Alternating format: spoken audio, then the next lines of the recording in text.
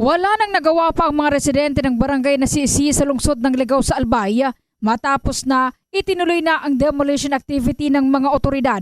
Matatandaan, hindi ito na ituloy noong nakaraang araw dahil sa masamang panahon, subalit kinaumagahan pinagpatuloy na ito.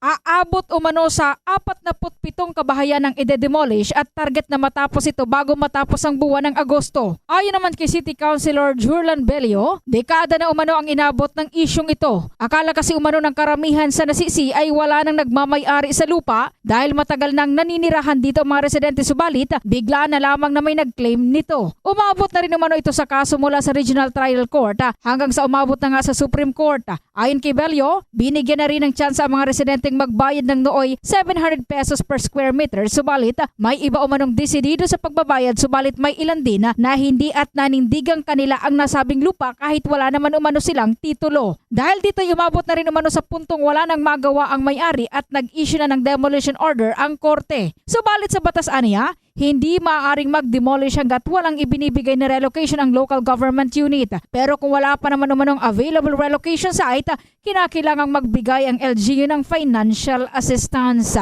In the heart of changing lives, ito si Brigada Julie Rodriguez Beliena ng Brigada News FM Philippines, the Music and News Authority.